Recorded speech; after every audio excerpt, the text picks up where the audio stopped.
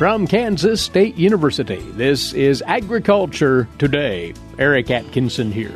In the lineup today, K-State's Glynn Tonsor with this week's Cattle Market segment. He'll look ahead to the USDA's Cattle Inventory Report coming out next week. And Glynn comments on the ongoing trade disputes, not only with China, but with other countries as well, and how all that's resonating in the beef cattle sector. Then the program director of the new CattleTrace pilot project, K-State's Cassie Kniebel, will talk about this newly launched public-private partnership which will develop and test a cattle disease traceability infrastructure here in Kansas over the next 2 years. Later, Jeff Wickman has this week's 4-H segment. He'll talk with K-State's Beth Hinshaw about the youth development aspects of participation in county fair activities. Here on Agriculture Today. Hamburgers, roast, ribs, steak, or whatever you prefer. Beef, it's what's for dinner. Kansas cattle farmers produce 7.5 million head of cattle per year. It takes about 7 tablespoons of peanut butter to get the same amount of protein in 1 serving of lean beef. Support your local Kansas farmers and ranchers. Eat beef. This message was brought to you by the K-State Animal Sciences Leadership Academy participants.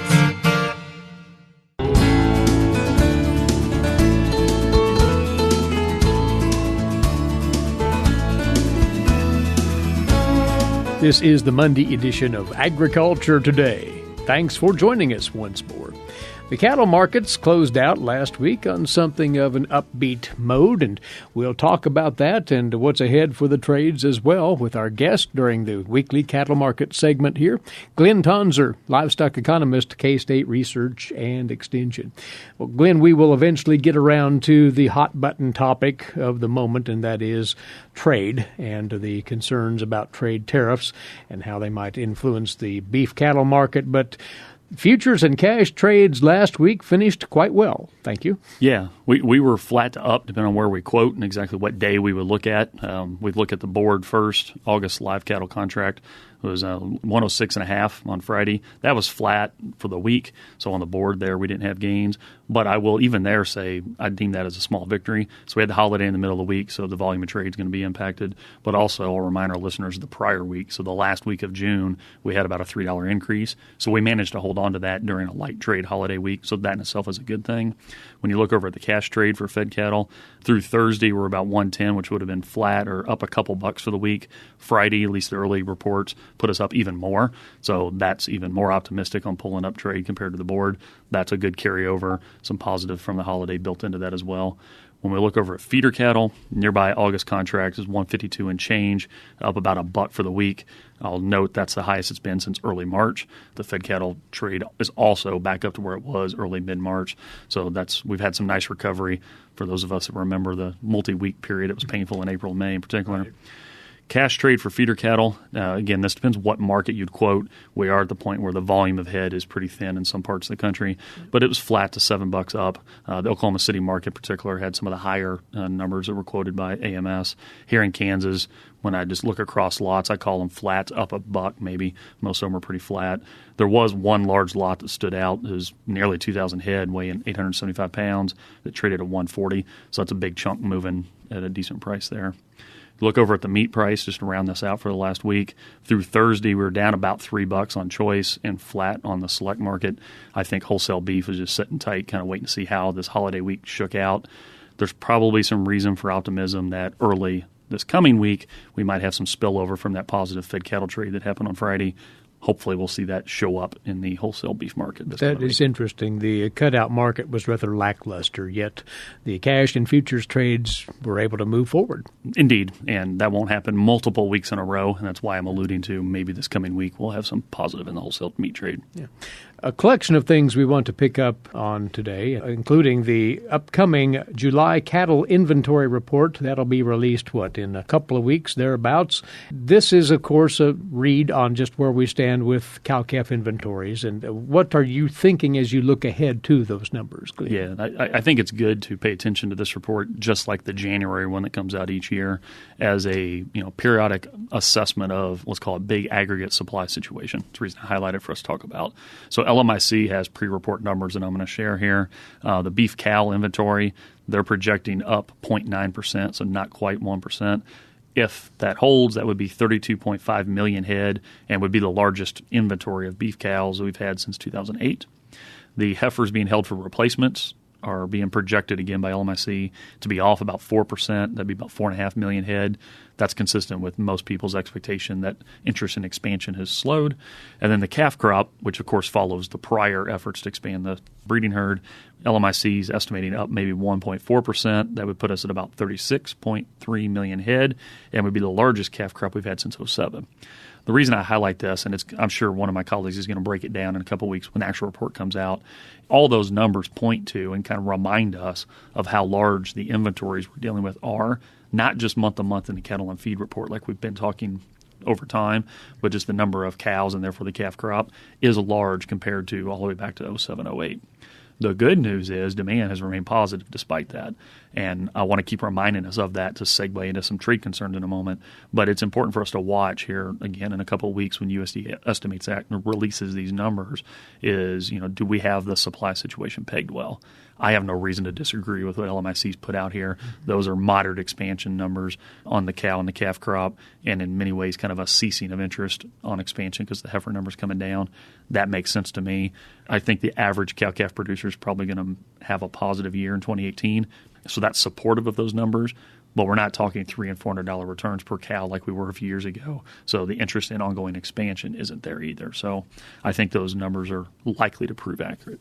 Well, again, tempering any euphoria about expanding the cow herd, what's going on in the trade sector. And once more, this past Friday, those trade tariffs between the U.S. and China officially went into effect. And the beef trade into China is somewhat limited anyway from the U.S. But nonetheless, the salvo across the bow here is pretty important for the cattle trade. It's very important. And to your point, specific to China trade today, beef is a small portion of what we're talking about on the tariff front. Pork is a very important aspect of it. And more broadly, one of the estimates I wrote down was quoted in Meeting Place magazine, was about 70% of U.S. ag exports are currently being sold, from recent transactions at least, to countries that are at the table where we're talking about tariffs and restrictions on trade and so forth. Mm-hmm. And that's not just a beef point; that's a U.S. ag export bundle point beyond China. Beyond China, right. And I highlight that because we're talking a lot about China, but the dust is far from settled on NAFTA and lots of other things here, and it does rain on the interest in expansion a little bit. I don't think we'd have a lot of interest in expansion anyhow, because we've already pulled the trigger and we have a bigger herd, but it does add uncertainty on just how strong demand is and therefore how fast and far prices could fall if we have what might be a actual trade hiccup. In many ways, we've been talking about a concern about a hiccup for months now. Yours truly has been concerned about it, and it hasn't happened in many ways. We continue to have very good, U.S. beef export numbers. But going forward, if there's more tariffs applied and or countries just choose not to import for other political reasons, they want to source their product from somewhere else to play political games, that's the way trade works sometimes, then I think we might actually see some reduction in the demand support that we've had to date here in 2018 from the foreign perspective, and that'll put the burden more on domestic demand. Just to illustrate this further, the actual percentage of tariff that might apply to beef exports into China, well, we're talking about a pretty hefty number there. Yeah, so those all vary depending on the product and what country, and I don't claim to be a tariff expert. I'd have to spend 2 weeks on it to memorize all of it, to be honest. But one of the things that was quoted was effective July 6, at least some U.S. beef products could have a tariff going into China that's as high as 50%. So think about that as just a 50% tax. That's obviously going to restrict interest in importing U.S. beef on those products that would apply for as long as that tariff applies. Not all tariffs are that high. Not all products are impacted the same. It's a complicated thing. But at the end of the day, those tariffs discourage importing products from, in this example, from the U.S. into China. And that's by design. That's why they're being done. One can't ignore what's happening on the pork side of this equation, though, and an effective tariff of something like 70%, all told, on pork going into China, and we move pork considerably into that country. That, as a competing meat, could create a backup that would affect the beef cattle sector? Yeah, that is definitely the concern. So the magnitude of pork that's at stake, because we do export more out of the country collectively of pork than beef, first of all, but then specifically to China. The U.S. pork industry is more reliant on China than the U.S. beef industry to date. That's the concern there. But keep in mind, this is all at a time when per capita meat availability in the U.S. is already high. So we have large pork, beef, poultry production by historic perspectives per person here in the U.S. already, and anything that presents a risk of those pounds that we thought were going to be shipped abroad staying at home is just going to increase those numbers. I'm not here waving the flag saying the world is ending. It's not the point of that, because I actually think context is important. There's a lot of reasons for concern there, and it's worth monitoring. The good news is, for our astute listeners, is both the pork and the beef export portfolio, so the mix of countries we send products to out of the U.S. for those two sectors, is way more diverse than it used to be. And I'll use beef in Japan to make my point very clearly. Is about 25 years ago, half of the beef volume shipped out of the U.S. went to Japan. So U.S. benefited by good trade with Japan, but it was very reliant on Japan from an export perspective. Now that number is less than a fourth, and it's still a very important market. I don't want to say we don't care about it, because we do, but we're less reliant on that one country than we used to be. More generally, we send to more countries and are more diversified, is the term I would use here, and that eases concern, because if you lose access or get worse terms in terms of tariffs and quotas and so forth in one country, you have an ability to shift some product to another country if you already have a foothold there and you're doing business. That context is important as well. One concern I have with what I just said, though, for our astute listeners, is we have ongoing discussions in multiple big countries. Mm-hmm. So we have these discussions going on not only in China, but with Canada and Mexico per the NAFTA discussions and so forth. So we have several of our major importing countries that were kind of all at the same time had this uncertainty. I wouldn't be nearly as concerned about it if it was just one country, per my diversification point. But when you have it going on in several countries, it's actually quite amazing to me that we've had as positive of a trade reporting story so far in 2018 that we've had. It explains the uneasiness out there. And by the way, Glynn has put together a fact sheet on concentration of U.S. red meat exports that you can find on agmanager.info, germane to what we're talking about here. Glynn, good comments. Thank you for coming over. Thanks, Eric. Livestock economist Glynn Tonsor, K-State Research and Extension, with that input on this week's Cattle Market segment here on Agriculture Today. What is radon? Home exposure to radon gas is the leading cause of lung cancer death in the United States for non-smokers. In Kansas, 1 in 4 homes will test at or above the EPA action level. The Surgeon General recommends all homes be tested and fixed if necessary. Visit kansasradonprogram.org for more information. Test, fix, save a life. This message brought to you by the Kansas Radon Program, the Kansas Association of Broadcasters, and this station.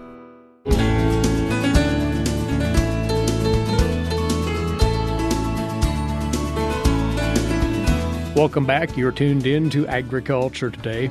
Now, more information on what likely will prove to be a major development here in the state of Kansas in support of the beef cattle industry. This state may well be the focal point of a model system for tracing disease in the beef cattle sector, and it's a pilot program that was just announced a few days back. K-State will be involved with this, among many other interests, and we've welcomed by the program manager for what's called CattleTrace. She is with the Beef Cattle Institute here at K-State, Cassie Kniebel. Well, Cassie, this is quite an undertaking, and we'll try to outline it for folks today. But as a build-up to this point, there's been this long-stated need for an effective cattle tracing system for disease control purposes, and that's what this is responding to, right?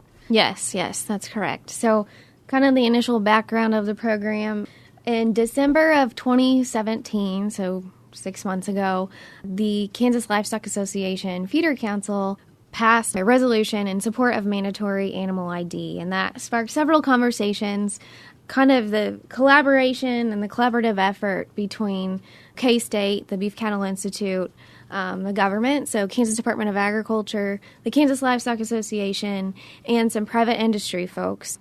And it was decided that there was a need for a pilot project to figure out what an animal disease traceability system could look like implemented at a national level. So kind of led to the development of this program, and I started a few months ago to focus solely on this pilot project. And here we are today, on the start of it. So. But an exciting time as this is launched here. By definition, what is CattleTrace then? So CattleTrace is our pilot project. So the ultimate goal of it is to develop a system that can be implemented at a national level. So we have 3 objectives. The first is to develop a purpose-built infrastructure for an animal disease traceability system.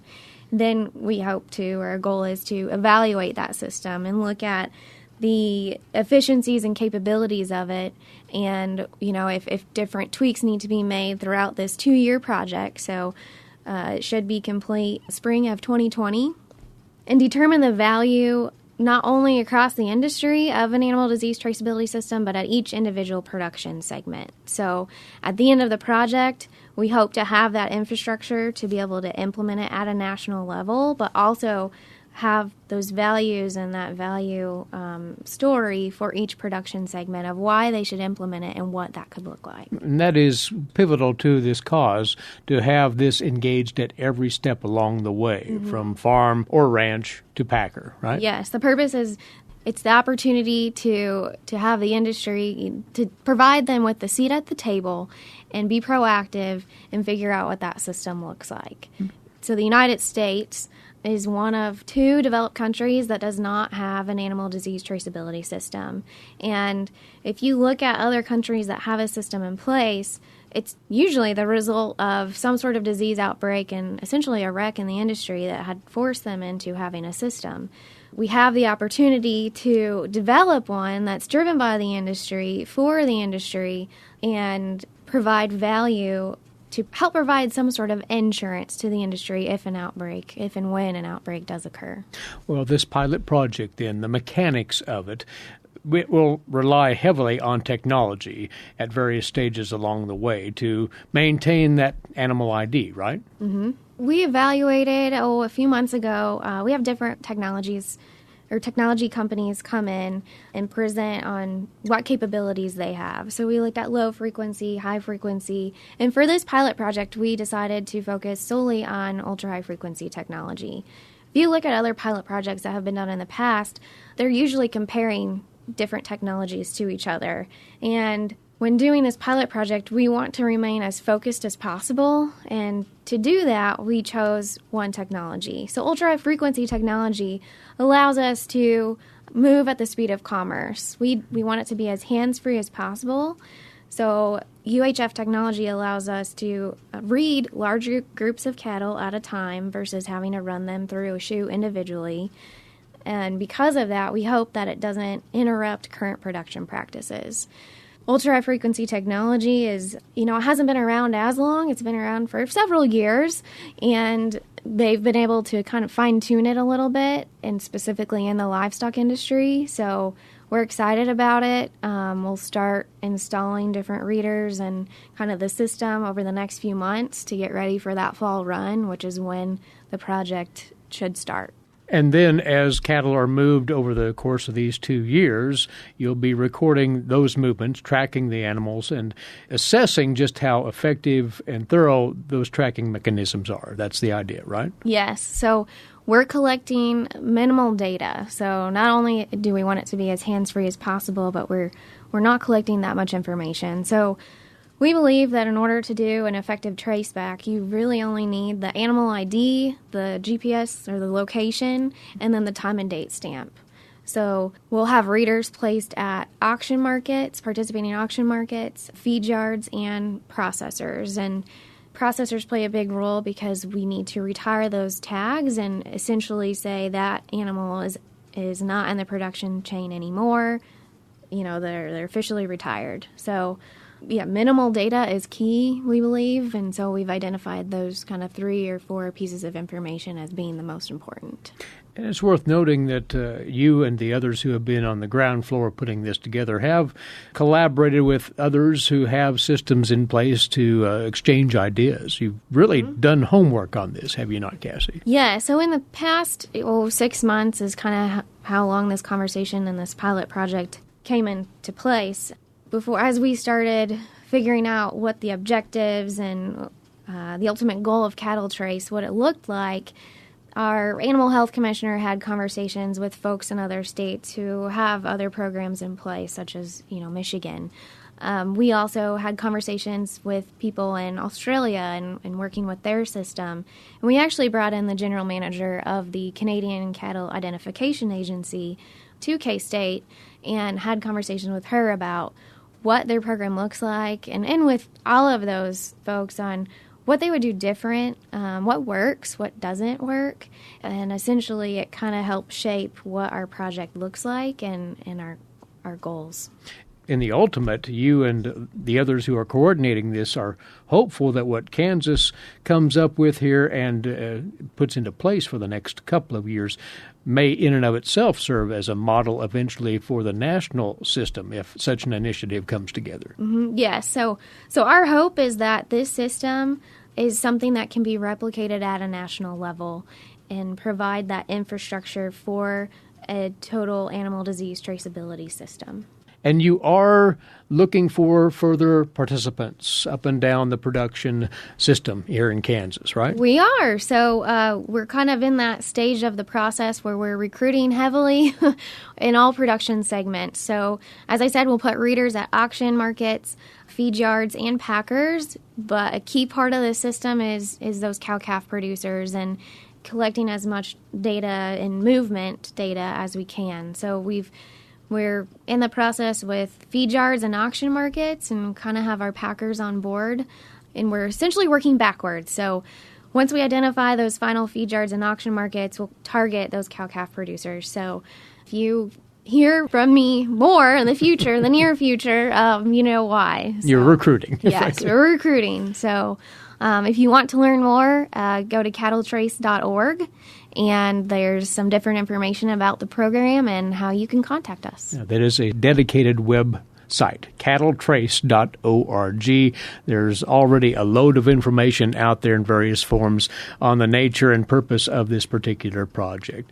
You'll probably be checking the status of this system as you go along, right, Cassie? Yes. So we'll start collecting data this fall and through 2020 through the end of the project. But kind of our second objective, when we'll start doing mock traceback exercises and effectively seeing if the system works, those will start this next spring. So that'll allow us to kind of fine-tune it a little bit, see if we need to make adjustments to make sure that we can do some tracebacks effectively and timely, and that cost-benefit analysis. So we'll work with the K-State Ag Econ department on that. But those initial reports will start coming out next summer, and we'll continue through that next year. It'll truly be interesting to see how well this system performs, and you have the pieces in place to test that very thing out here in the coming, couple of years, actually. Yes. Well, Cassie, thank you for the overview of this program, developing a functional animal traceability system for disease control purposes. And we hopefully will talk with you again soon with an update. Yes, thank you for having me.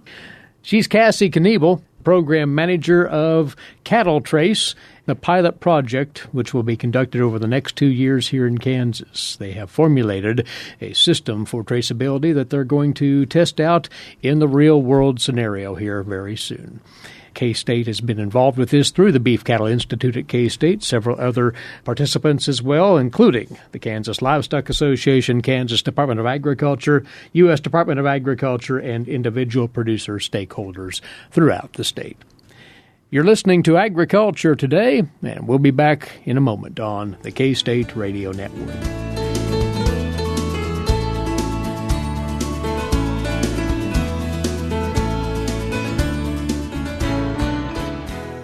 While many people know hunger is an issue in developing countries, it is also a problem in our own backyards. In 2010, 1 in 7 Kansans struggled to put adequate food on the table. 2 K-State research and extension programs are tackling this problem. The Family Nutrition Program and Expanded Food and Nutrition Education Program reach thousands of Kansans in more than 70 counties. They learn how to eat healthy with a low budget. For more information about these programs, visit ksre.ksu.edu.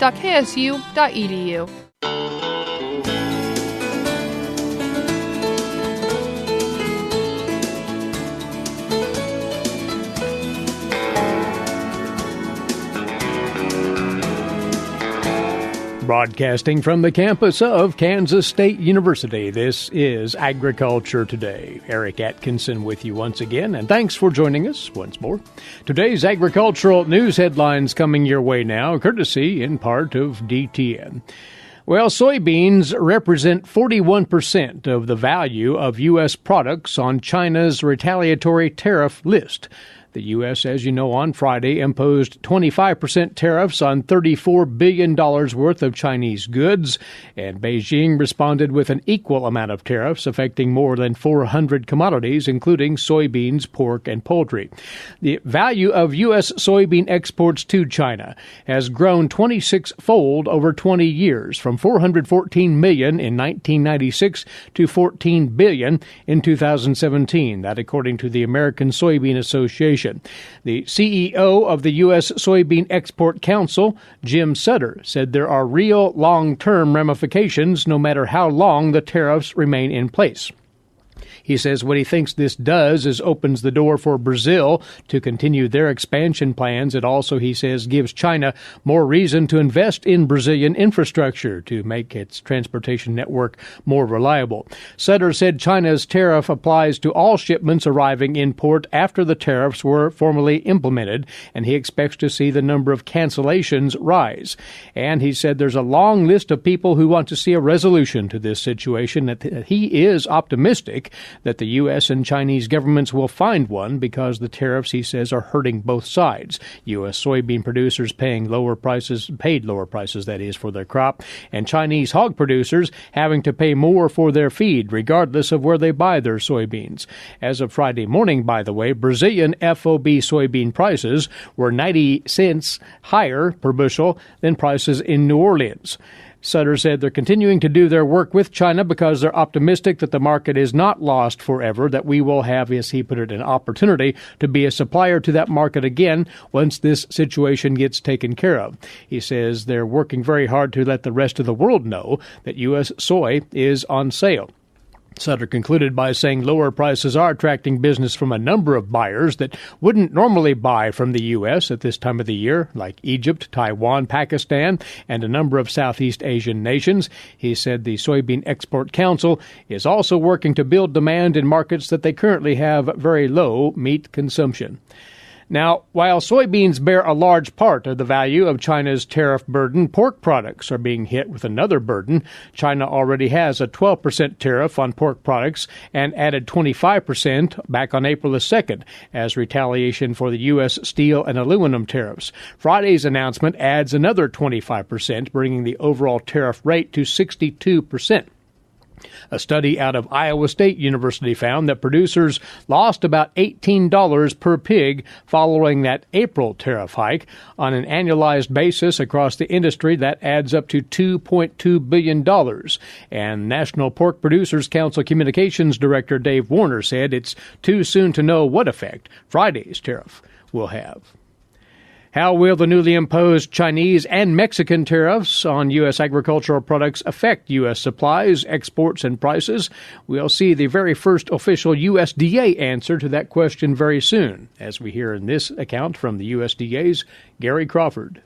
Normally, the monthly USDA World Ag Supply and Demand Forecast for July is exciting because analysts make new production and demand projections using the new planted acreage numbers that come out the end of June. This time, though, the July report's really going to be interesting because when you get a big shock or a big change in a global market, that changes lots of things. And USDA Outlook Board Chairman Seth Meyer says the newly imposed Chinese and Mexican tariffs on U.S. ag products are that kind of shock that could have many impacts. So this coming Thursday, when he and his analysts go into secure lockup to prepare the new supply-demand report, we'll take our first shot at what those long-term impacts will be. And by long-term for us, that's out through the end of 18-19 crop year. And the analysts will include their projections for how we think this affects markets and how flows of commodities change, production of commodities change, prices of commodities change. And not just from the tariffs, but everything else that's happening here and around the world. The new forecast will be out Thursday, the 12th, noon Eastern Time. Gary Crawford for the U.S. Department of Agriculture, Washington. And you're tuned to Agriculture Today. Next up, the weekly feature from the Kansas Forest Service here at Kansas State University, Tree Tales. Here's K-State Forester Bob Atchison. Bob?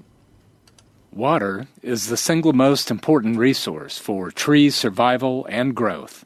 Unfortunately, Kansas drought conditions have severely affected both young and old trees in both urban and rural settings, leading to decline, pest problems, non-recoverable damage, and decreased rates of diameter and height growth. More than 80% of variation in tree growth is related to water supply. Signs of drought stress this summer have been most obvious in the foliage of trees, in the form of leaf drop, curling, wilting, discoloration, and dead branches, all signs of dry roots. Many people do not realize that older trees can also become stressed, exhibiting symptoms in the top center portion of the canopies, which is often difficult to see. Simple practices can limit tree damage during this dry, hot summer. Add organic mulch at a depth of 3 inches over the tree roots, but do not place it against the tree trunks. Newly planted trees should be regularly watered for the first 3 years. Trees planted this spring should have been watered every few days initially, then once a week, depending on soil conditions and rainfall. Established mature trees should be watered every 2 to 4 weeks by thoroughly wetting the top 12 inches of soil under the tree's canopy. This may take several hours or more depending on what type of application devices are available to you. Using a soaker hose, drip irrigation, a tree gator watering bag, or slow drip bucket, which applies water at ground level, is the best way to accomplish this. This method also focuses water over the entire root area, which allows time for the water to soak into the soil. Do not overwater. Too much water can kill a tree by eliminating the air from the soil and suffocating the roots. The soil should not stay saturated, but have time to dry out between waterings. As a general rule, 2 gallons of water should be applied for every inch of tree diameter. Pruning and fertilizing should be avoided during drought conditions. Pruning forces trees to expend energy to heal the wound and removes live foliage, reducing the capacity of the tree to grow. Fertilization pulls water from the roots and forces the tree to expend precious energy to process the fertilizer. This is Bob Atchison with the Kansas Forest Service, encouraging you to proactively care for your trees before drought symptoms appear. You have been listening to another Tree Tale. Thanks, Bob. And we'll return shortly on Agriculture Today. Legal and financial concerns surround the day-to-day management of the agricultural industry. Producers, ag creditors, and USDA agencies rely on Kansas Agricultural Mediation Services. If you've received an adverse decision from the USDA or have an ag credit concern, call today 800-321-3276 or visit us online. Kansas Agricultural Mediation Services, exploring options, generating solutions.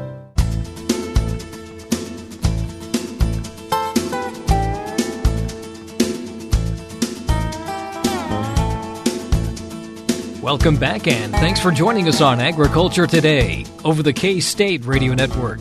I'm Jeff Wickman. Between now and the end of August, more than 100 county fairs will be held across Kansas. In addition to the carnival rides, cotton candy, and funnel cakes, 4-H animals, and a variety of exhibits are major drawing cards for the entire community.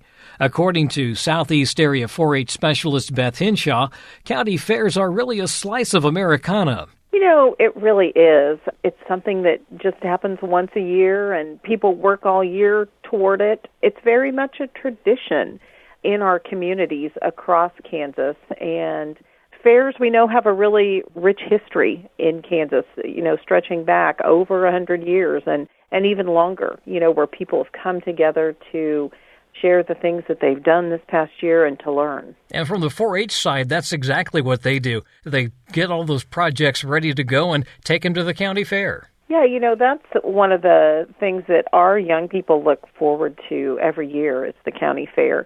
And it gives them the opportunity to showcase all the things that they've done in their projects. You know, they'll be bringing in exhibits that they've made or animals that they've raised.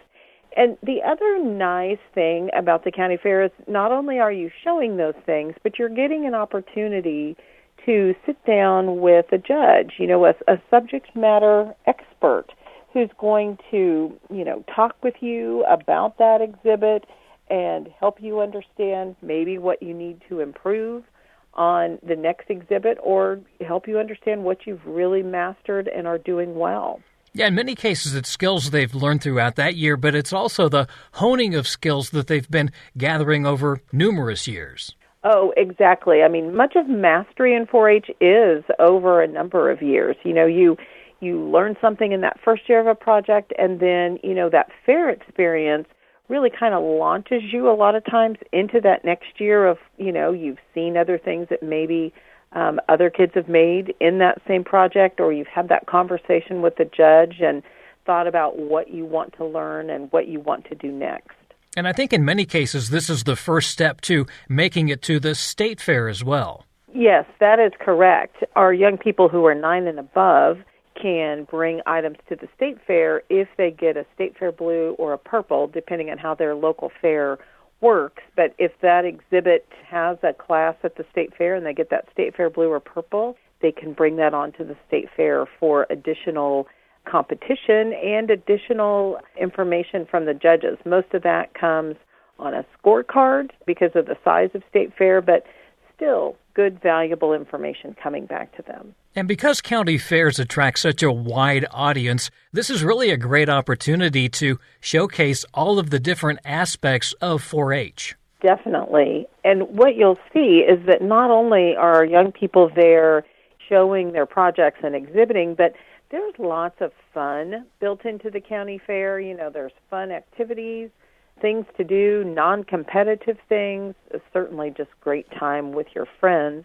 We also know that a number of our local units have some kind of fundraising that goes on at the county fair. And so lots of our young people will be involved in, let's say, a concession stand during the fair. And that's just another way for them to learn very valuable skills, either about food preparation and food safety, about money management, counting change back, and just how to work with and deal with customers and other people. So lots of opportunities to learn different skills at the fair as well. And there are a lot of community members that look forward to going to that concession stand because they know they're going to get some nice homemade meals and some kind of special desserts as well. Right, and hopefully some special treatment from our young people. And that's, when you say community, that's what a county fair is all about, neighbors and friends and people coming out to support their community and coming out to support the young people in their community. And the really interesting thing about this is I think there is a county fair in every county of our state, and that's a little unusual. Yes, and some of our counties, they even have some smaller town fairs as well. So yes, Kansas has lots of fair opportunities. There is a site where they can go on the 4-H page that will actually do those alphabetically or chronologically. However it is that you need to find your county fair, you can find it there. Yes, if you go to our state 4-H webpage, which is www.kansas4h.org, we have a section called What's Hot on the right-hand side, and we have a link there where you can click to go to county fair dates. So it'll take you to a page, and then you can select how you'd like to find them.